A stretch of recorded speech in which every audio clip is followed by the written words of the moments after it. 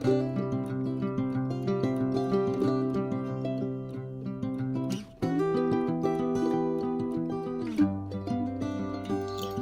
বন্ধুরা, good morning. বাসন্তী লাইফস্টাইলে তোমাদের আরও একবার স্বাগত। তো আজকে সকাল থেকে দেখো আমি পোস্তর জন্য আলু কাটছিলাম, আর মিঠু সমানে আলুগুলো খেয়ে যাচ্ছিলো। আর আমি যেহেতু ভিডিওতে তুলে নিচ্ছি বলে ওর কিন্তু খুব রাগ, ও একদম ভিডিও করতে ভালোবাসে না। দেখছো, রাগ দেখাচ্ছে, বডি দেখাচ্ছে, এরকমই করতে থাকে। দেখো, মুখটা লুকিয়ে দেবে কখনো কখনো, একদম ছবি তুলতে ভালোবাসে না, আমার ছেলের মতন। আমার ছেলেও যেমন পছন্দ করে না, সেরকম আমার মিঠুও তাই। দেখো এরা কি এমন জানে বলো তো, এই দেখো মুখটা লুকিয়ে দিচ্ছে, দেখছো, মানে রাগ দেখাচ্ছে। এটাই দেখো রাগ দেখাচ্ছে, জানো, যে আমাকে ফটোতে দেখিয়ে দিচ্ছে আমাকে। ও বুঝতে পারে, যতক্ষণ আমি ভিডিও করি না ততক্ষণ ও বুঝতে পারে। খালি ওর মানে আদব কায়দাগুলো খালি দেখতে থাকো। দেখো মুখটা ঘুরিয়ে নিচ্ছে, মানে ও বুঝতে পারছে যে আমি ভিডিও করছি। এই দেখো, দেখছো, দেখো দেখো কীরকম রাগ দেখাচ্ছে। তো এইরকম করে সারা দিন ওর বদমাইশি দেখতে আমার খুবই ভালো লাগে। তার জন্য ফোনের মধ্যে তুলে রাখছি, যে কখনো কেমনও দেখতে ইচ্ছা করলে দেখতে পারবো। ভিডিও ডিলিট হয়ে যায়, কিন্তু এইখান থেকে আমি আবার কিন্তু এদেরকে পুরো এই ফোনের মধ্যে রেখে দিলাম। যখন ইচ্ছা যাবে তখন আমি দেখতে পারবো, তাই না? কারণ এত তো ভিডিও তো রাখা যায় না। তো যাই হোক, চলো আলুগুলো কেটে নিই। ওইদিকে তো ওর বদমাইশিপনা শুরু হয়ে গেছে, সমানে যাচ্ছে আসছে, আলুটা খাচ্ছে, মানে বদমাইশি করছে নানা রকম। দেখো আলুটা দিচ্ছি, ও খাবে না, কিন্তু বাটি থেকেই খাবে, দেখেছো?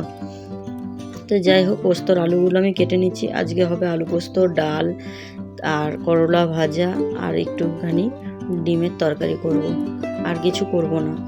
তো চলো তো ঝটপট রান্নাটা করে নিই। আর এদিকে দেখো মিঠুর, মানে আমি সবজি কাটছি আর ওই মিঠুকে খালি দেখছি যে ও কী করছে, সমানে দেখো কি করছে। দেখো আলু দেবো, কোনো রকমে খাবে, খাবে না খাবে, না খাবে, ও খালি লুকিয়ে বেড়াচ্ছে। যেহেতু ও দেখে নিয়েছে যে আমি ওকে ভিডিও করছি, তার জন্য ও খালি কিন্তু লুকিয়ে পড়ছে। মিঠু একদম ভালোবাসে না। তো মিঠুর গল্প তোমাদেরকে শুনিয়েছি। এই দেখো, দেখছো দেখছো দেখছো ফোনটা যত আমি সরিয়ে আসছি তত কিন্তু ফোনটা কিন্তু কামড়াতে যাচ্ছে। এই দেখো, এই দেখো রাগ হয়েছে, ওই জন্য এখন উঠে বসে গেছে খাঁচার মধ্যে। দেখেছো, খাঁচার মধ্যেও দেখো রাগ দেখাবে। দেখো এই দেখো, দেখেছো, এই দেখো, এই দেখো খালি বডি দেখাবে, রাগ দেখাবে। খুব রাগ মিঠুর। না মিঠু, খুব রাগ হচ্ছে তোমার, খুব রাগ হচ্ছে।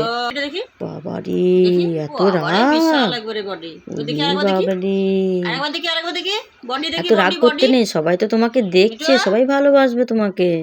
তো চলো, দেখো গাছের মধ্যে আমার ওই মানে ছাদ বাগানে মেথি শাক হয়েছিল, তো ভাবলাম যে মেথি শাকগুলো তুলে নিই। আজকে হয় ভাজা করব, আর না হয় মেথি পরোটা করব। তখন ছাড়িয়ে তো রাখি, তো ছাড়িয়ে রাখছিলাম। আর এই দিক থেকে প্রচণ্ড মশা, ছাদের মধ্যেও প্রচুর মশা, যেহেতু গাছ আছে সেহেতু মশাও আছে। তো বসে বসে ছাড়িয়ে রাখলাম। আর তোমাদের কার কার মেথি শাকের পরোটা খেতে ভালোবাসে একটু কমেন্ট করে জানিও। আমার তো খুবই পছন্দ আলু পরোটা, মেথি পরোটা। তো চলো ছাদে একটু গিয়ে, রোদ দিয়েছে যখন, একটু লঙ্কাগুলো না মানে ছাদের মধ্যে দিয়ে দিই। কারণ একদম মানে এই বর্ষাকালে কেমন হয়ে যায় না বলো, ভেতর থেকে যেন সে ধোঁয়ার মতন বেরোয়, মানে কেমন, মানে কি বলবো, ভালো লাগে না, কালো কালো হয়ে যায় ভেতরটা, পুরো ফাঙ্গাস হয়ে যায়। ওই জন্য ভাবলাম একটু রোদে দিয়ে দিই, আর তার সঙ্গে একটুখানি ফুলটাও কিন্তু তুলে নিই। তো বন্ধুরা, এই বর্ষাকালে খালি গাছে জল দিতে হয় না, এইটা একটা খুব ভালো একটা সময় যে গাছে জল দিতে হয় না। আর কিন্তু গাছে পরিচর্যা কিন্তু করতেই হয় বর্ষাকালে, তাছাড়া ফাঙ্গাস লেগে গেলে কিন্তু গাছে মানে গাছ মরে যাবে, আর পোকাও লেগে যায়। গাছের পেছনে এত খাটনি খাটি, আমার বর বলে যে তুমি সময় পাবে কি করে রেস্ট নেওয়ার, সারাদিন তো গাছ গাছ গাছ, বাইরে বেরোলে গাছ চুরি করে বেড়াও, কোথায় ডাল ভেঙে আনবে, কোথায় গাছ আছে না আছে, কোন গাছটা তোমার বাড়িতে নেই সেই গাছ। আমি জানো তো সেদিনে একটু ডাক্তারখানা গেছিলাম, তো সেখানে গিয়েও মানে আমি কিন্তু কাটারটা নিয়েই যাই, জানো তো, যেখানে যাই যদি দেখি যে হ্যাঁ এখানে বেশ ভালো, তো এই গাছটা আমার বাড়িতে নেই, সেখানে কিন্তু টুক করে ডালটা কিন্তু আমি কেটে নিই।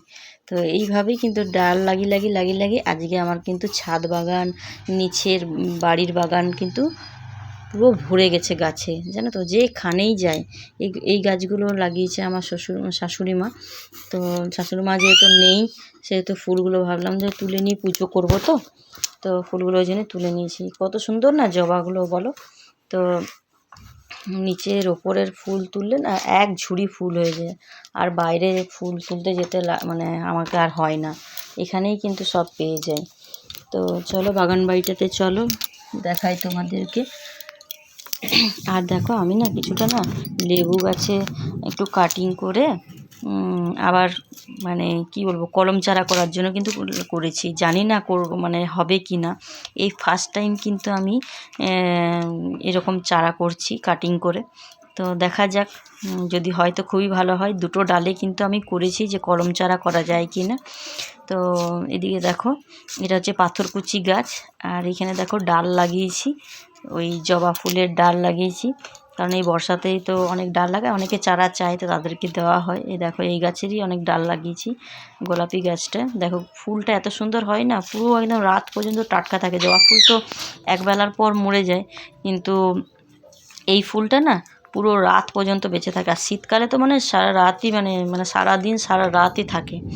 তো ফুলগুলো নিচেও তুলে নিলাম, এই গাছটা আমার টবের মধ্যেই ছিল, তো নিচে বসিয়ে দিয়েছিলাম, কারণ নিচে যদি মাটিতে গাছটা হয় তাহলে আমি ভাবলাম যে অনেক ফুল হবে। তো আমি তো টবেই বেশি হচ্ছিলো, কারণ এই নিচে বাগান বাড়িতে আসতে পারি না।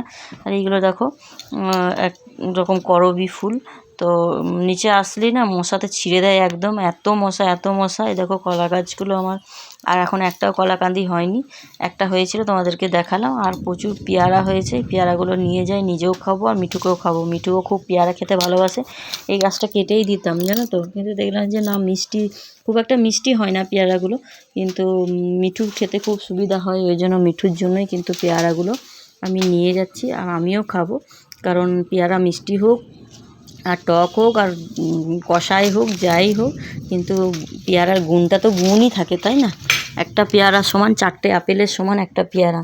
তো চলো একটুখানি পেয়ারা খেয়ে নিই, আমি পেয়ারা খেতে ভালোবাসি, আপেলের থেকে পেয়ারাটাই খেতে বেশি ভালোবাসি। তো পেরেও নিলাম গাছের টাটকা ফল, সবসময় তো বৃষ্টি হচ্ছে একটু মুছেই খেয়ে নিলাম, কী করব। আমি এরকমই ছোটোবেলাতে যেমন ছিলাম এখনও কিন্তু ঠিক তেমনই।